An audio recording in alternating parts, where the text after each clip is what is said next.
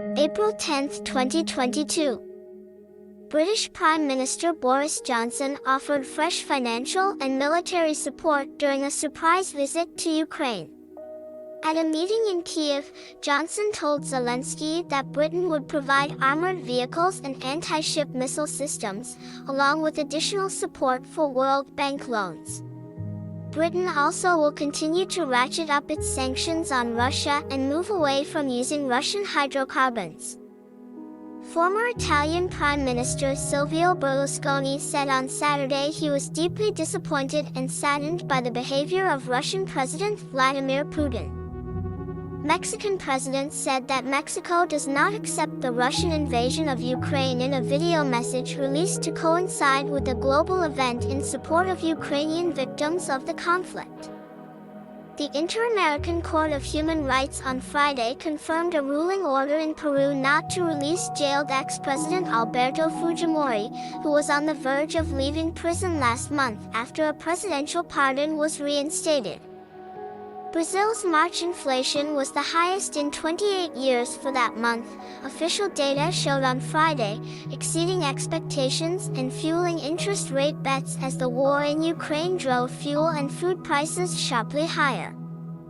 Chile's consumer prices rocketed 1.9% in March, the highest monthly rise in almost 30 years, underscoring the challenge for authorities as they battle spiraling inflation exacerbated by rising global commodities costs.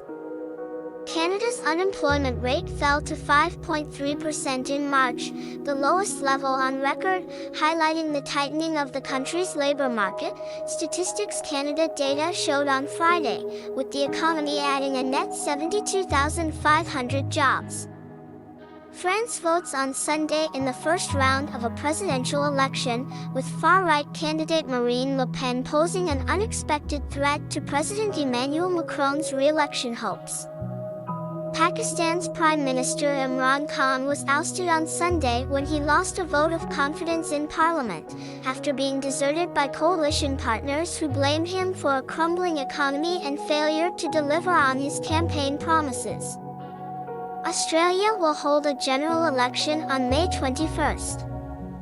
Hundreds of commercial trucks waited in an hours-long line on Saturday to cross the border from the Mexican city of Ciudad Juarez into El Paso after Texas Governor Greg Abbott ordered state troopers to step up inspections of northbound vehicles. Former U.S. President Donald Trump said he is endorsing celebrity surgeon Dr. Mehmet Oz, who is running as a Republican in a closely watched U.S. Senate contest in Pennsylvania. Alabama's Republican governor on Friday signed into law a bill passed by the legislature just a day earlier that would criminalize gender-affirming health care for transgender youth. The measure makes it a felony punishable with up to 10 years in prison to provide medical care including hormone treatment, puberty blockers, and surgery to help align physical characteristics to the gender identity of a minor. A small group of protesters gathered Saturday outside a sheriff's office in southwestern Texas where a 26-year-old woman was reportedly charged with murder after performing what they said was a self-induced abortion. Lizelle Herrera was arrested on Thursday by the Starr County Sheriff's Office with a bond set at $500,000, according to ValleyCentral.com. A leader of the far-right Proud Boys pleaded guilty on Friday to charges related to the attack on the U.S. Capitol, a victory for prosecutors that could bolster their cases against members of the group. Charles Donahoe, the leader of the group's North Carolina chapter at the time of the Capitol attack, entered the guilty plea during a court hearing on Friday in the District of Columbia. Twitter's biggest shareholder Elon Musk suggested a raft of changes to the Twitter Blue Premium subscription service, including slashing its price, banning advertising, and giving an option to pay in the cryptocurrency Dogecoin. Amazon.com called for an election rerun after workers at a New York City warehouse voted to create the company's first union, saying that the United States Labor Board and worker organizers suppressed turnout. The Amazon labor union rejected the allegations made by the online retailer that is the second largest U.S. private employer. Subscribe to get the most important news of the day in a less stressful way.